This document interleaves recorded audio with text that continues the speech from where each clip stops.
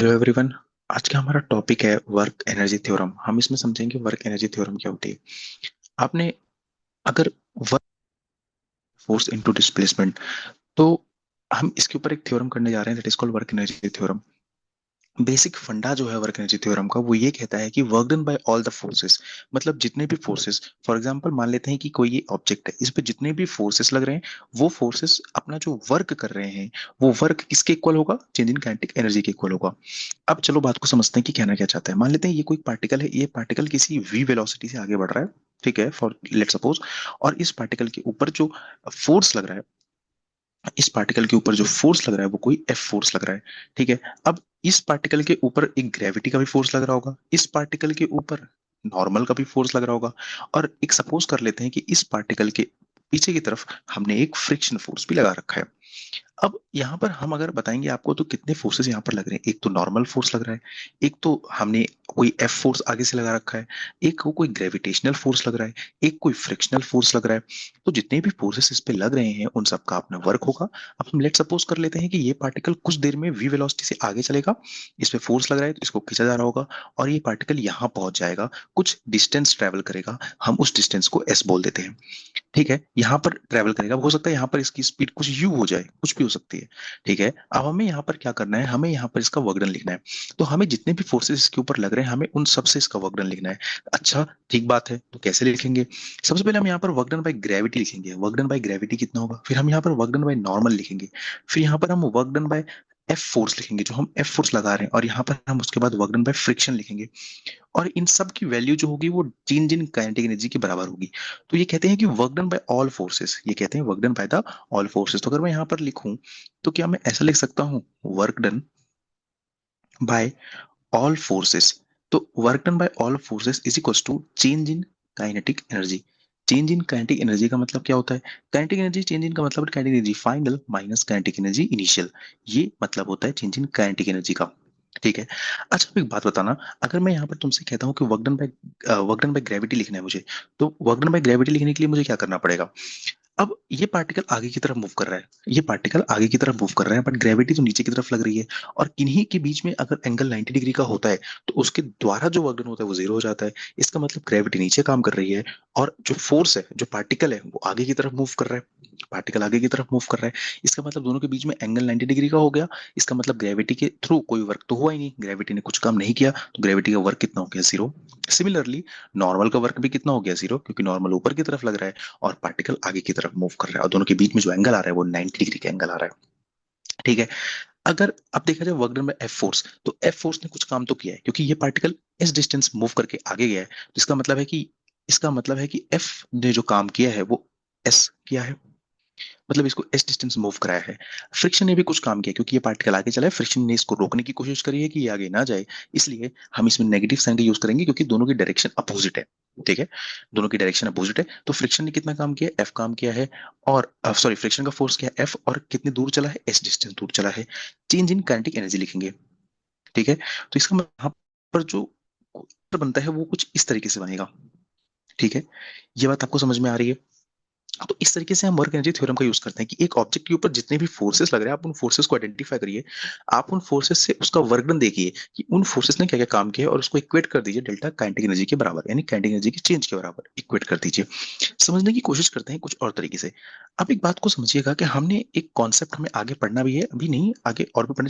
जब हम mechanical energy conservation पढ़ेंगे, तो हम उससे पहले एक कॉन्सेप्ट पढ़ते हैं कंजर्वेटिव फोर्सेस का और नॉन कंजर्वेटिव फोर्सेस का। यहाँ पर कंजर्वेटिव फोर्सेस कौन कौन सी है? कंजर्वेटिव फोर्सेस आप अभी के लिए समझ लीजिए कि कंजर्वेटिव फोर्सेस होती हैं जो जिनके आगे पोटेंशियल एनर्जी हम लगा सकते हैं, जैसे कि ग्रेविटेशनल पोटेंशियल एनर्जी, इलेक्ट्रोस्टैटिक के अंदर हम पोटेंशियल एनर्जी लगा सकते हैं, इलेक्ट्रिक पोटेंशियल एनर्जी। तो जिनके अंदर भी हम आगे पोटेंशियल एनर्जी लगा सकते हैं, वो कंजर्वेटिव फोर्सेस होती हैं। अभी के लिए सिर्फ इतना समझिए, जब हम कंजर्वेटिव एनर्जी समझेंगे तो हम इसके बीच में डिफरेंस भी देखेंगे कि कंजर्वेटिव एनर्जी और कंजर्वेटिव एनर्जी क्या होती है।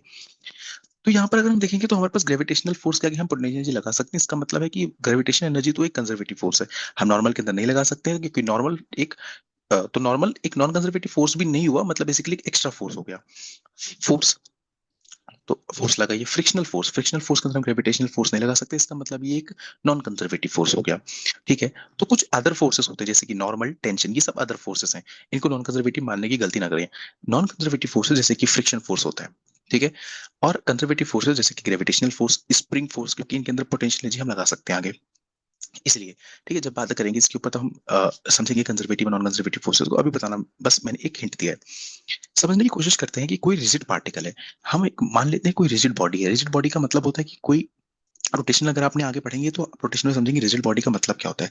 जो सिस्टम ऑफ पार्टिकल्स होता है, मतलब उसमें बहुत सारे पार्टिकल से बना होता है, एक एक सिंगल पार्टिकल नहीं होता है। हम अभी तक क्या पढ़ रहे हैं, एक सिंगल पार्टिकल। हम वर्क पर एनर्जी तक हम अब तक सिंगल पार्टिकल की बात करते हैं, लेकिन जब आप रोटेशन में जाते हैं तो रोटेशन में आपको एक रिजिड बॉडी दिखती है जिसमें बहुत सारे पार्टिकल्स मिलकर एक बॉडी बनती है, एक रिजिड बॉडी बनती है।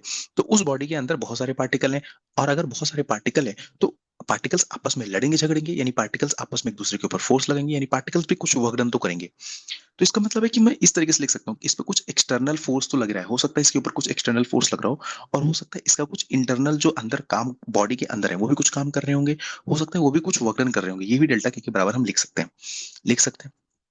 ठीक है। तो एक बात ये होती है कि जो work done by internal forces है, जो अंदर की तरफ फोर्सेस हैं, वो हो सकता है एक दूसरे को खत्म कर दें बुरे तरीके से, तो हो सकता है उनके थ्रू वर्क हो सकता है उनके थ्रू वर्क ना हो।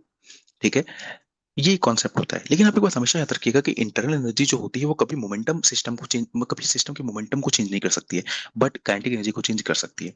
ठीक है, तो ये एक थोड़ा थ्योरेटिकल पॉइंट ऑफ व्यू से मैंने आपको बता दिया, क्योंकि थ्योरेटिकल कोई क्वेश्चन आएगा तो आप ऐसे उसको कर सकते हैं। ठीक है। तो ये हम रिजिड बॉडीज के लिए लिखते हैं। जब हम रिजिड बॉडी पढ़ेंगे, यानी जब हम रोटेशनल डायनामिक्स पढ़ेंगे, तो उसके अंदर भी वर्क एनर्जी थ्योरम आती है, मतलब उसके अंदर भी वर्क एनर्जी थ्योरम को थोड़ा मॉडिफाई करेंगे और समझने की कोशिश करेंगे। हम चलते हैं कुछ क्वेश्चंस की तरफ, कुछ क्वेश्चंस को सॉल्व करते हैं। सबसे पहला क्वेश्चन हमारे पास एक निकल के आता है वर्क एनर्जी थ्योरम को समझने के लिए।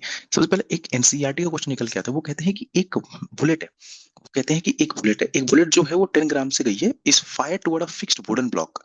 ये कोई वुडन ब्लॉक है। ठीक है, ये क्या है, एक वुडन ब्लॉक है, इसकी तरफ फायर हुई है with a velocity of 30 metre per second. हमने वेलोसिटी दी 30 metre per second. If it comes out out of the block, और ये जब ये ब्लॉक के बाहर आती है तो आती है 20 मीटर पर सेकंड से। आपको पता है total work done by the resistive forces. Resistive force का मतलब क्या होता है? रेजिस्टिव फोर्स का मतलब ये होता है कि जब ये वुडन ब्लॉक के अंदर गई, वुडन ब्लॉक के अंदर फंसी होगी, वुडन ब्लॉक ने इसे रोकने की कोशिश करी होगी, पर वुडन ब्लॉक इसको रोक नहीं पाई। अगर वुडन ब्लॉक इसको रोक नहीं पाई तो इसका मतलब है ये बाहर आई होगी, तभी तो इसकी वेलोसिटी कम हो गई है। यही मतलब है रेजिस्टिव फोर्सेस का। हमने आपको एक बात बताई थी कि आपको रेजिस्टिव फोर्स या कोई भी वर्क डन लिखना हो तो आप, कोई भी वर्क डन आपसे पूछा गया हो तो आप उसके थ्रू वर्क डन को लिखिए और चेंज इन काइनेटिक एनर्जी कर दीजिए। तो आपको रेजिस्टिव फोर्सेस पूछा गया है, चेंजिंग एनर्जी मतलब होता है कि हाफ एम तो कांस्टेंट लेते हैं, वी फाइनल का स्क्वायर। वी फाइनल क्या है यहाँ पे 20 मीटर पर सेकंड, तो क्या हो जाएगा 400। एनर्जी का फॉर्मूला तो आपको आता ही होगा, हाफ एम वी स्क्वायर।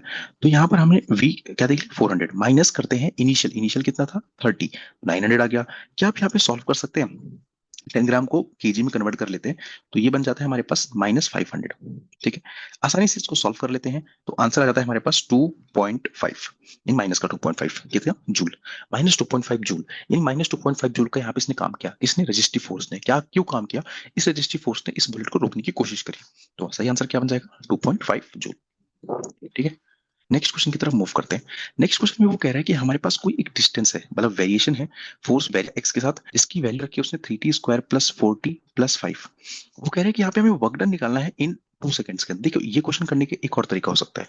क्या तरीका हो सकता है? पहला तरीका तो ये हो सकता है हम इसमें वेलोसिटी को डिफरेंशिएट करें, वेलोसिटी से हम एक्सेलरेशन निकालें, फिर एक्सेलरेशन से हम फोर्स निकालें, F इज टू ma करके, और फिर उसके बाद उसको हम मल्टीप्लाई कर दें डिस्प्लेसमेंट से।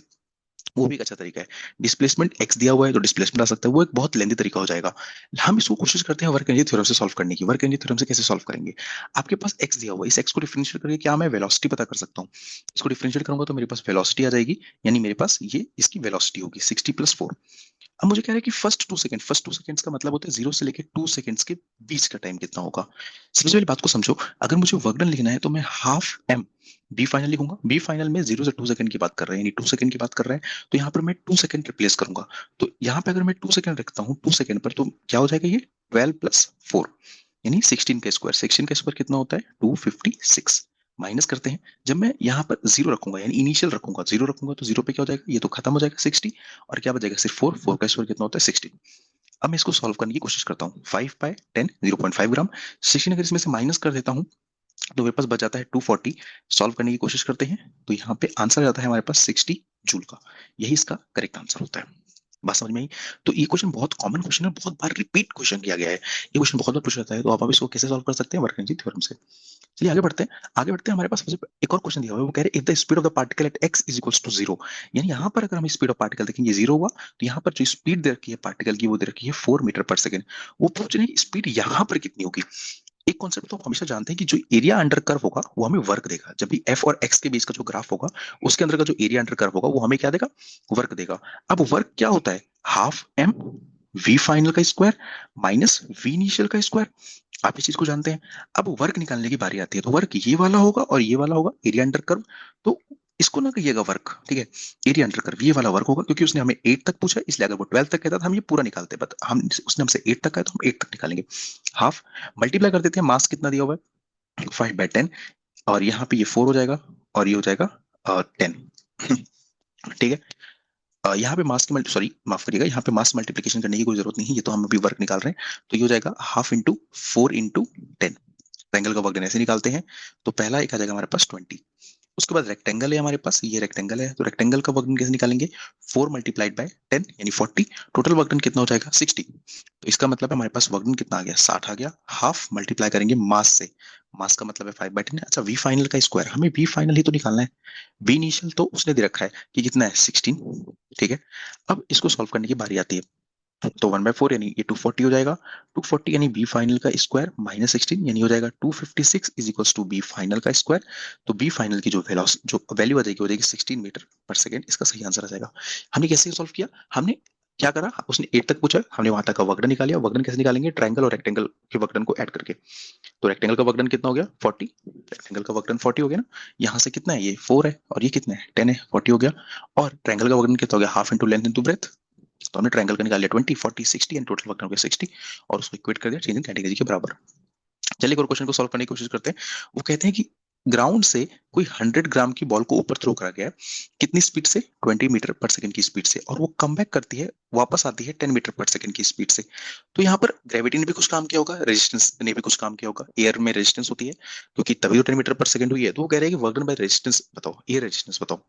तो वर्क डन बाय रेजिस्टेंस निकालने का सिंपल तरीका हम वही अप्लाई करते हैं, हाफ एम वी फाइनल का स्क्वायर माइनस वी इनिशियल का स्क्वायर। हाफ मास कितना है 100 ग्राम, डिवाइड करते हैं 1000 से, तो ग्राम बन जाए तो वो किलोग्राम बन जाएगा। बी फाइनल कितना है जितने से वो वापस आया यानी 100, माइनस करेंगे वी इनिशियल कितना जिसने उसको फेंका गया था 400।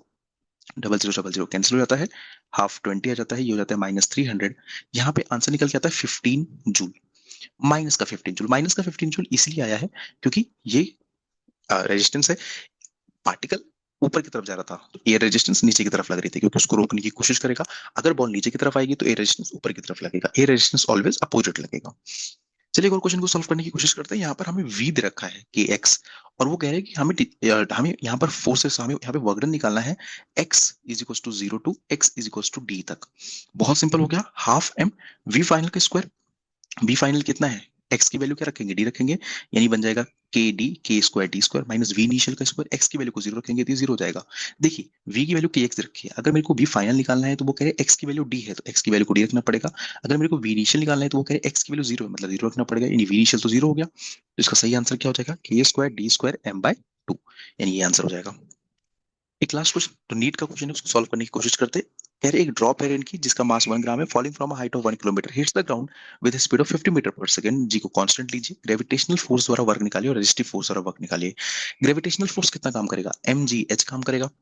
मास कितना है 1/1000 इंटू ग्रेविटी कितनी है 10। हाइट कितनी है इसकी, हाइट नहीं पता है सर। सर हाइट अच्छा हाइट रखिए 1 किलोमीटर, तो 1000 मीटर मान लेते हैं, 1000 कट गया। यानी ग्रेविटेशनल फोर्स ने जो वर्क डन किया, ग्रेविटेशनल फोर्स ने जो वर्क डन किया वो कितना आ गया 10 जूल आ गया। अब आपको एक बात समझ में आती है कि रेडियंट ड्रॉप यहाँ पे गिर रही है नीचे की तरफ, 1 किलोमीटर का हाइट ट्रेवल करके आती है, हिट करती है ग्राउंड को 50 मीटर पर सेकंड से। ठीक है, बात समझ में आती है। अब वो कहते हैं रेजिस्टिव फोर्स बताओ, तो रेजिस्टिव फोर्स तो ऊपर की तरफ लगेगा। तो मैंने क्या कहा, जितना भी उसके ऊपर जो भी काम कर रहा हो उसको लिख दो, कौन कौन काम कर रहा है, एक ग्रेविटी काम कर रही है, एक रेजिस्टिव फोर्स काम कर रही है, और चेंज इन कैटेगरी के बराबर लिख दो। हमने ग्रेविटी फोर्स निकाल ली, जो कि ग्रेविटी का वर्क डन निकाल लिया जो कि 10 जूल था।